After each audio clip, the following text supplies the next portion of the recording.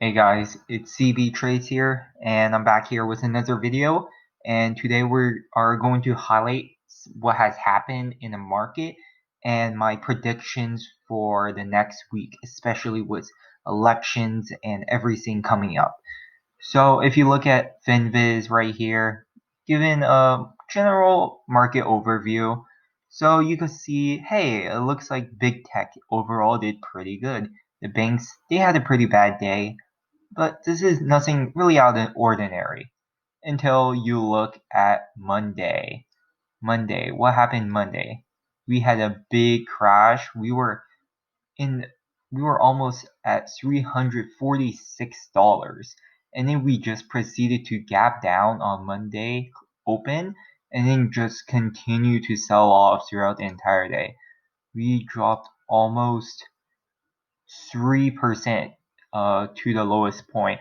And then we did manage to bounce back to $340. However, that we are encountering some resistance, so we are trading mostly sideways. As you can see from this chart, it's mostly pretty choppy trading.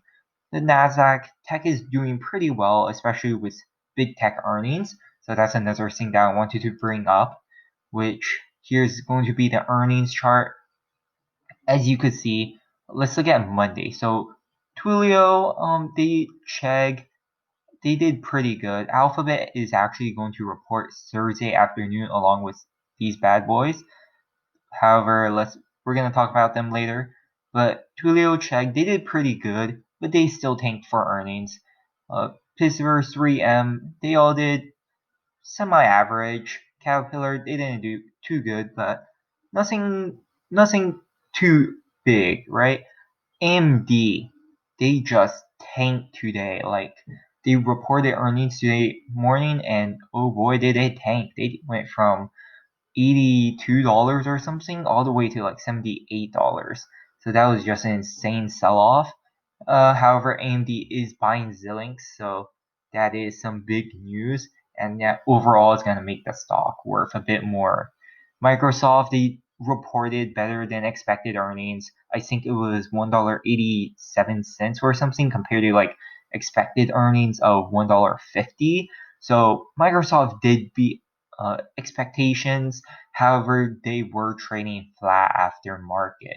So that is a bad sign, and that means the bulls aren't going as hard as they should be, which, considering with elections coming up, which is November 3rd. So if you look at the mini, okay, never mind. But if you look at November 3rd, which is going to be next Tuesday, that's basically going to be a really anticipated day for the markets. Lots of people are going to be scared. Big investors, small investors, all the same. However, stimulus talks have also stalled. It definitely looks like we are not going to get stimulus before elections, which is very bad for the markets. And that's also partially why the reason um, markets tanked on Monday so badly. So some what are we going to be looking at for the rest of the week? So Wednesday, USPS, that's obviously big. UPS is going to report earnings. Boeing, J, I forgot what their name was, but pretty important brand right here. And then Mastercard, Sony, all these really important companies just reporting tomorrow open, so stay on the lookout for those. However, and then we have Gilead, Visa, Teladoc, TDoc, Pinterest, Fastly, all those, eBay.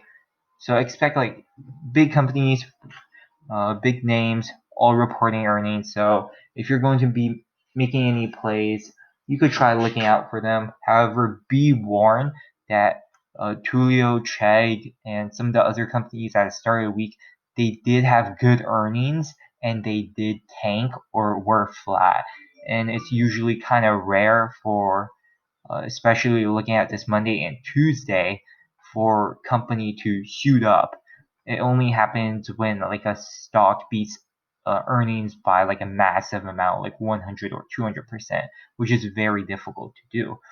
So then we have Shopify, Nokia, Twitter, Moderna, Spotify. pretty important. However, the biggest bad boys in the market report Thursday afternoon, and that's going to be Apple, Amazon, Facebook, and also Alphabet. So those are going to be the four big tech companies that everybody is going to be looking out for, and the entire market is going to be watching. And depending on their performance, the market will tank or stay flat or maybe be pretty green on Friday. However, I don't really see bulls regaining their area until after elections. And then on Friday, we have ExxonMobil, Honeywell, and then some other stuff. All right, so enough with the earnings. Let's go look into charting. So what happened? So let's have a technical breakdown of SPY. So right here, we did crash all that way. We did crash from 345 and around 80 cents all the way down. We did have a nice bounce back, so that is going to be a closely watched support level right here at the $337 and $80 area. Is also going to be another area of support, which I have identified right now. So you could probably, it'll be in somewhere in this area. And then a big resistance that everybody's watching right now is going to be $340. So that's because the price, it did manage to get rejected a bunch of times throughout yesterday and today as we tried to break out, but we just couldn't. So that's a pretty bad sign. And this is going to be the 15-minute. Let's go into the 1 hour. So as you can see, this blue rectangle is basically going to be showing my area of consolidation, which I think SPY is going to be trading around until elections, which there's going to be some extremely big moves, either to the downside or to the upside, who knows. But right here, I do expect SPY to be trading between this range, between $336 and $340. That is a $4 price range, and so you're just expect some nice price action. So as you can see, we do have this gap right here. If you do believe in trading gaps, you would expect SPY to, in over time, fill this gap and go past $345. However, that doesn't look like that's going to be happening soon unless Trump gets elected. And if Biden gets elected, markets are going to probably tank quite a bit. So looking at this, I have also identified a bearish ascending triangle right here. However, SPY did break below that, so that does mean this is like a bearish continuation pattern going from higher highs into lower lows, and then we did bounce, and then now it's sort of like a dead cat's bounce, as you can almost look at it. And then if you go into the 4-hour chart, so let's look at that, the longer time frame. So as you can see, I do have like a lot of lines. Let's try to hide them, make it easier. So right here, you could see that this is a double top in a 4-hour, and stocks. And if you do believe in this, then stocks are probably going to be going down, as this is a very bearish pattern. So stocks are most likely just going to tank all the way down. Although I don't think we are going to have another crash like what we saw like this March. Obviously, a lot of investors are much more prepared for it. And even if Biden does get elected or whatever happens, stimulus will occur after elections, guaranteed. Both parties do want it, and it is almost certainly that it's going to pass. So that is a very a pretty bullish midterm standpoint. So, but looking at the technicals, it does look like um, the double top will cause SPY to go down quite a bit. However, you could see that the MACD and the RSI, Stoch, MACD, they are about to cross, and there is a lot of upside potential. So let's look into some other plays I have planned out. So one stock that I have been watching pretty closely has been CLSK. And why am I watching this company, you might say? So if you watch a couple of videos, this company is a pretty good solar bet, and it deals with clean energy, as you can see in the name. But I feel like it has very good potential, especially in the future with the solar and clean energy market being worth so little right now. It has huge upside potential. Sorry, but yeah. So let's switch to the 1 hour. So as you could see, it did tank from highs of almost $13.40, and it just went all the way down. And so I started watching it around here. I made this bearish channel, and then ever since it's just been trading below in that range, and it has just been breaking support after support. So right now this would be in fact resistance actually. However, as you could see, this is a very big support, $7.69 or $7.70 around that area. As you could see that the MACD line, it is about to go green. If you can chart this MACD line, you could see that there is a downward descending triangle, which is sort of bullish from my standpoint. As you can see that this stock dropping from $13.40 all the way to $7.83 as of today's close. So I find that very huge upside potential. However, I am not going to be playing this stock because of elections. And I do think that is one of the factors of why the clean energy stocks are dropping a lot, because of election fears. And I do think after elections, they should be able to pump again and possibly reach all-time highs. So watch this for a good potential upside play. There isn't much downside to it since it already been dropping so much. And then another play that I've been looking at, SRNE, so it's going to be $7.71. I have been closely watching it. So it was at highs of $12, and it just gapped down with some bad news, vaccine news, because as Sorrento Therapeutics, they do deal with COVID medicine, so vaccines, all that stuff. So they did have some bad news. They did drop quite a bit. We were trading all the way below. We were just keep on rejecting by this really harsh downward slope resistance line, and we managed to bounce off of support at this $7.70 range. So these two supports, they have been acting as really good support, as before the stock it was consolidating in this area. It did go down below that all the way into the $6 range, which I do believe would be the ultimate support for this stock if we were to break, which we actually did break the support line today, which was pretty bearish, as I would say. However, on the MACD line, you could clearly see like a downward descending triangle. However, the MACD Stoch RSI line is about to go into sell territory, so that is a bad sign. So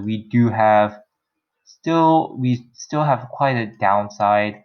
However, I do think long term with this medium term to long term, this stock is a great buy, especially being so cheap considering its all-time highs were at the $13 area. Well, the near term all-time highs were around the $12 area. And if you zoom out, you can see that this stock hit all-time highs of almost $20, $19.35. So that's pretty just so that's just pretty wow. I don't know what to say, but yeah, it does have quite a bit of upside potential. We can drop to $6. However, once we do, I do expect quite a good bounce. So let's move on to our next ticker, which is going to be Apple. So as you all may know, this is a lot of people know this ticker. Apple is big deal. They got earnings coming up this Thursday afternoon. So we were trading in this downward channel, and we did manage to bounce off of this 113 level yesterday, and it did manage to close at $116.60 today and break out of this bearish descending triangle, which is a very good sign for Apple. So there's a very strong, looking at first glance, there's a very strong bull camp in the 113 area. As you could see from the previous stock movement, 113 area level has served as pretty good support. The stock been constantly bouncing off of it. We did descend below it. It did act as a resistance. However, we did manage to go above back again. So 113 level. So this would be a very closely watched level.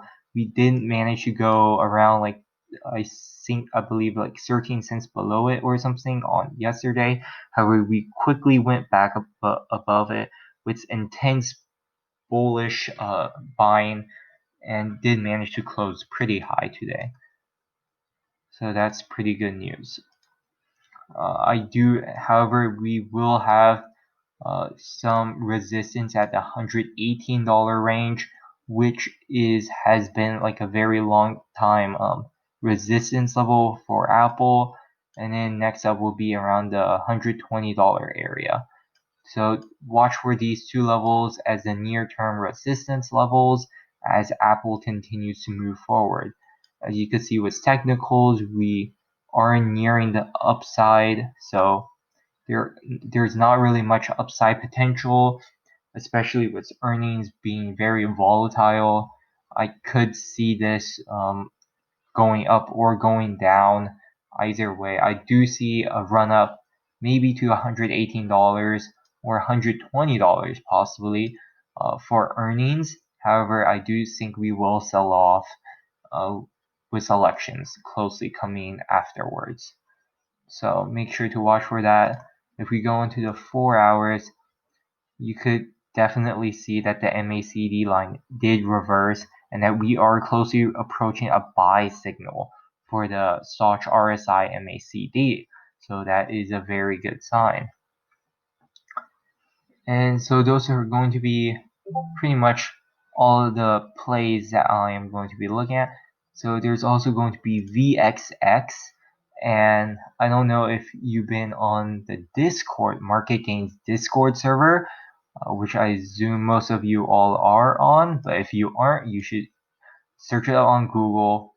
Pretty cool place for everybody to hang out, and it's where I post a lot of my plays. And last week I was talking a lot about VXX, and as you can see, on a 1 hour chart, we were trading around in the $22 range to $23 range, somewhere around here. We did have an insane breakout with the sell-off on the indexes yesterday, so we did shoot up from $22 all the way to highs of $24.70, and we did manage to sell off a little bit. However, we did manage to bounce. So what I'm looking at right now is all of these turn into support levels. The $22.35 line will act as resistance, as we were rejected back there and we did not have enough bullish momentum to carry us past it. However, we are still technically trading in this upward channel because we did manage to enter back in it again. So this crossover right here on tomorrow will be, so look closely at this for a possible breakout. I am expecting this stock to have a sell-off into $23.40 around there, and then for elections, we are just going to shoot up to the moon, all the way up, and just massive gains if you play it right. So I did get into some debit spreads last Friday, and I did manage to get quite some profit.